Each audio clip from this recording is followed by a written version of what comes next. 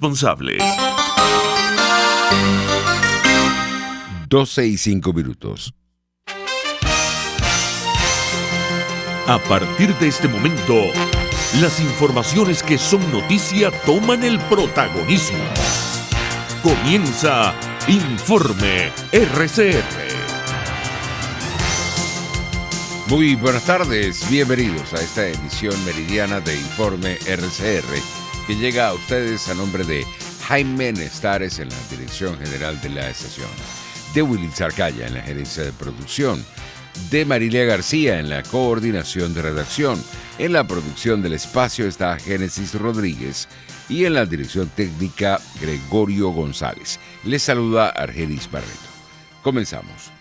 Nada ha cambiado, según lo aseguró el diputado de Vente Venezuela y la fracción 16 de julio, Omar González, con relación a la persecución política en nuestro país, a propósito de la comisión conformada por la Asamblea Nacional Oficialista para investigar a los parlamentarios electos en 2015. Este jueves se anunció el inicio de una averiguación contra el presidente encargado Juan Guaidó y los diputados del Parlamento Legítimo en una iniciativa liderada por el diputado José Brito, sancionado por el Departamento del Tesoro norteamericano por presuntamente aceptar sobornos y estar vinculado con actos de corrupción en nuestro país.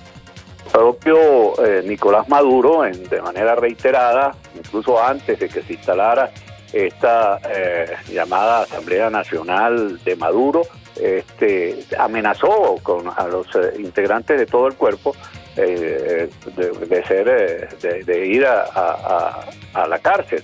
Esto no es nuevo. Lo que es nuevo es, tengo entendido que en esta farsa que se ha instalado y que no reconoce la comunidad internacional, pero más importante aún que no reconoce la inmensa mayoría de los venezolanos, es una comisión que estaría investigando o qué sé yo, montando algún expediente a los parlamentarios que fuimos legítimamente electos en diciembre del año 2015. En palabras del parlamentario de la fracción 16 de julio, lo ocurrido en la sede del Capitolio de Estados Unidos responde a una especie de guerra global que está en marcha y de la que no escapa Venezuela. Estamos inmersos en una especie de guerra global. Venezuela está dentro de ella, incluso Estados Unidos, cuando vimos con asombro lo sucedido en el Capitolio, que uno pensaba que era uno de los edificios más protegidos del mundo, y vimos lo que sucedió con un saldo de muertos y heridos. Pero es que nosotros hemos vivido eso en reiteradas oportunidades, el asalto al Palacio Federal Legislativo, diputados heridos, etcétera, etcétera, pero jamás pensamos que una situación como esa se iba a dar en los Estados Unidos, ¿no? Una de las democracias más antiguas del mundo, pero igualmente la censura que se ha impuesto allá, incluso hasta el propio presidente que es saliente en este caso, Donald Trump, por parte de los grandes medios de comunicación y de que controlan las redes sociales. Por su parte, el abogado del periodista Roland Carreño, Joel García, denunció que el comunicador fue trasladado a la sede de la Policía Nacional Bolivariana en Mari Pérez sin orden de un tribunal y se encuentra incomunicado. La sorpresa es que ayer ese tribunal no despachó durante todo el día, estuvo cerrado todo el día porque estamos en cuarentena radical, entonces no está dando despacho. Entonces la pregunta es, ¿quién ordenó el traslado? ¿Cuándo habilitaron el tribunal para ordenar ese traslado? Y si fue la Policía Nacional Bolivariana que hizo ese traslado motu propio, eso vulnera o atenta contra lo que es la autoridad del juez, es quien debe ordenar ese traslado. Sin embargo, oficialmente, funcionarios de la Policía Nacional Bolivariana nos informaron por los caminos verdes, como generalmente se conocen las cosas en Venezuela, que el periodista Roland Carreño se encuentra en la Dirección de Investigaciones Penales de la Policía Nacional Bolivariana, que tiene sede en Mari Pérez, donde está la estación de Ávila Mágica. El doctor García no descarta que el traslado de Roland Carreño tenga que ver con la persecución política que han anunciado los voceros de la Asamblea Nacional Oficialista contra el Parlamento que preside Juan Guaidó. O sea, ellos van a inventar cualquier cosa. Cuidado si el traslado de Roland Carreño no obedece a parte de esta persecución que claramente están amenazando. Diosdado Cabello en su programa El Mazo Dando dijo también que ya que había comenzado la usurpación de funciones por parte de los diputados, que le va a llegar la operación Tuntún a sus casas, que después no estén chillando. Esas amenazas, aun cuando estamos acostumbrados a escucharlas, también sabemos que cada vez que ellos lo hacen, lo ejecutan. En otras informaciones, para el periodista venezolano Arnaldo Espinosa, la censura contra el presidente de Estados Unidos, Donald Trump, en las redes sociales abrirá un debate sobre la libertad de expresión y obligará a las plataformas digitales a asumir la responsabilidad total sobre los contenidos que son publicadas en ellas. Hoy como plataformas no son responsables del contenido de los usuarios. Yo creo que de alguna manera lo que se les va a pedir es libertad total o responsabilidad total. Y yo creo lo que les pedía a Donald Trump cuando hablaba de discutir la sección 230 para Twitter luego de las elecciones era eso. Yo les pido responsabilidad total sobre todo lo que hacen, y yo creo que nos vamos a ir por alguno de los dos caminos: libertad total para los usuarios, libertad total de expresión, o responsabilidad total de la plataforma, y entonces ahí vamos a ver qué podemos escribir y qué no. En otras noticias, la Conferencia Episcopal Venezolana confirmó la muerte de Monseñor Osvaldo Azuaje, obispo de Trujillo, quien hace días resultó positivo en COVID-19. Elevamos nuestra oración desde la fe en la resurrección que nos ha prometido nuestro Señor Jesucristo, escribió el episcopado en sus redes sociales. Pasamos a la materia internacional. Estados Unidos alcanzó un nuevo récord de muertes diarias por coronavirus, con más de 4.000 fallecidos en las últimas 24 horas, según fuentes oficiales, mientras expertos del país advierten que la pandemia se recrudecerá en el mes de enero. Anthony Fauci, principal experto en enfermedades infecciosas en Norteamérica y próximo asesor del gobierno del demócrata Joe Biden, señaló que el número diario de decesos por coronavirus continuará aumentando durante las próximas semanas y recomendó tener paciencia con el programa de vacunación que se está preparando en todo el país, aseguran medios locales. Entre tanto, el tercer confinamiento en Israel, que rige desde hace casi 2 semanas, se endurecerá a partir de hoy con una serie de nuevas restricciones que incluyen la interrupción de la educación presencial y la limitación de viajes al extranjero con el fin de parar el incesante aumento de contagios. A pesar de contar con una campaña de vacunación más veloz del mundo, Israel continúa luchando contra una indomable tercera oleada de la pandemia que registró ayer más de 7.500 nuevos contagios y que ha obligado al gobierno a implementar nuevas y severas medidas. Por su parte, la Consejería de Salud confirmó un caso de la cepa británica en un joven de 25 años que viajó a la región de Murcia en Navidad procedente del Reino Unido, informó este viernes la comunidad autónoma. El proceso de notificación al Ministerio de Sanidad se puso en marcha ante la sospecha epidemiológica del caso, momento en que el Servicio de Microbiología del Hospital Virgen de la Rishaca envió la muestra al Centro Nacional de Microbiología, que confirmó que se trata de esta cepa. Salud Pública trabajó en el estudio y el rastreo de los contactos de ese caso con el protocolo de rastreo, en virtud del cual se han enviado 7 muestras hasta el momento, con 2 resultados, de los que solo uno pertenece a esta variante de coronavirus. Por su parte, el gobierno español reconoció hoy que los datos de la pandemia son malos y que vienen semanas duras. Por eso insistió en la importancia de seguir de forma estricta las medidas marcadas por las comunidades y ha destacado la importancia de la vacunación para que haya más vacunados que contagiados. Hay que vacunar y vacunar.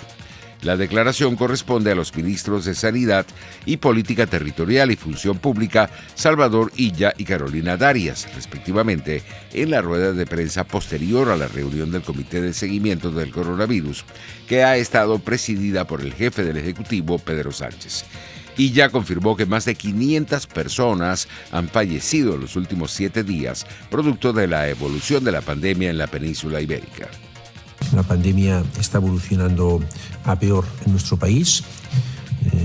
La incidencia acumulada, medida en número de casos por 100.000 habitantes en un periodo de 14 días, es de 321 casos por 100.000 habitantes, una cifra que ha crecido, ya lleva bastantes semanas de crecimiento.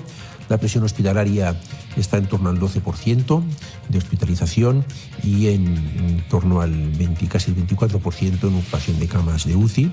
También la positividad de las pruebas PCR ha aumentado, situándose por encima del 13%, el 13,48%.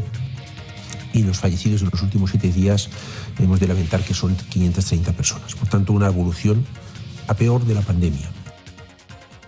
Por su parte, la Comunidad de Madrid empezará a vacunar contra el COVID-19 a los profesionales sanitarios a partir de mañana sábado y espera cerrar esta semana con más de 20.000 dosis administradas en residencias y personal de la sanidad pública.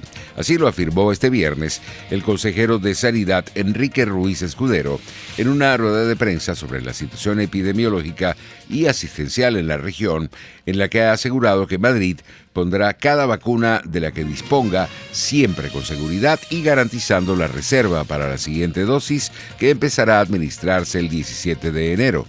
Ruiz Escudero anunció restricciones en varias localidades de la capital española a principios de la próxima semana debido al incremento en el número de casos de COVID-19. Todavía queda mucho camino por recorrer para acabar con este virus. Por eso, y debido a la situación actual, la Comunidad de Madrid va a continuar con su estrategia de aplicar medidas quirúrgicas, actuando allí donde se detecten focos y en aquellos lugares donde sabemos que se producen mayoritariamente los contagios. Y en este sentido, como les decía, desde el lunes 11 de enero vamos a incorporar restricciones a más zonas básicas de salud. Como a continuación detallará la doctora Andrada, serán 23 zonas nuevas básicas de salud y 9 localidades. Se unen a las 18 áreas y 5 localidades que ya tienen restricciones, por lo que será un total de 41 zonas básicas de salud y 14 localidades de la región que tendrán prohibida la entrada y la salida de ellas, salvo por causas justificadas. Entre tanto, el secretario autonómico de la Cruz Roja para la Comunidad de Madrid, Gabriel Sánchez, reconoció las complejidades del proceso de vacunación contra el coronavirus, tomando en cuenta las condiciones de refrigeración que son necesarias para conservar los biológicos de las farmacéuticas Pfizer y BioNTech, que requieren de temperaturas por debajo de los 80 grados centígrados. Hay una labor detrás también de coordinación y de llamada diariamente. Nosotros tenemos una lista de residencias, ahora estamos vacunando en residencia que nos facilita la Comunidad de Madrid. Nosotros tenemos un equipo de personas que tiene que llamar a las residencias y preparar a esta residencia para el proceso de vacunación. Como sabes, y como habéis comentado vosotros en muchos de los programas que estáis emitiendo, el proceso de vacunación con esta vacuna es muy complejo porque son vacunas que están a menos 80 grados, son vacunas que luego pasan a una temperatura de refrigeración y son vacunas que además que una vez abiertas, los virales no se pueden desechar. Entonces hay que tener la logística perfectamente preparada para vacunar al mayor número de personas posible. Economía. Los principales índices de Wall Street escalaron nuevos máximos este viernes, ya que los inversores contaron con más estímulos económicos para sobrellevar una recesión provocada por la pandemia antes del crucial informe de empleos. Se espera que los datos del gobierno de Estados Unidos muestren que la recuperación del mercado laboral se desaceleró bruscamente en diciembre, probablemente debido al aumento de los casos de COVID-19 en todo el país. El Dow Jones subía más 0,69%, el índice tecnológico Nasdaq más 2,56% y el Standard & Poor's 500 más 1,48%. Los precios internacionales del petróleo continuaban subiendo en horas del mediodía. El WTI de referencia en Estados Unidos se ubicaba en $51.56 el barril, mientras el Brent de referencia en Europa se cotizaba en $55.23. Y en materia deportiva tenemos que el suizo Joseph Blatter, presidente de la FIFA entre 1998 y 2015, se encuentra hospitalizado en estado grave, aunque su vida no corre peligro, informó su hija Corinne Blatter al diario local Blick. Blatter, de 84 años y suspendido de la presidencia de la FIFA debido a casos de corrupción en el seno del organismo, está mejorando día a día, pero necesita tiempo y descanso, destacó su hija al rotativo suizo, pidiendo respeto a la privacidad de la familia. Así estamos llegando al final de esta emisión meridiana. Los esperamos para nuestra emisión vespertina. Que tengan un buen provecho.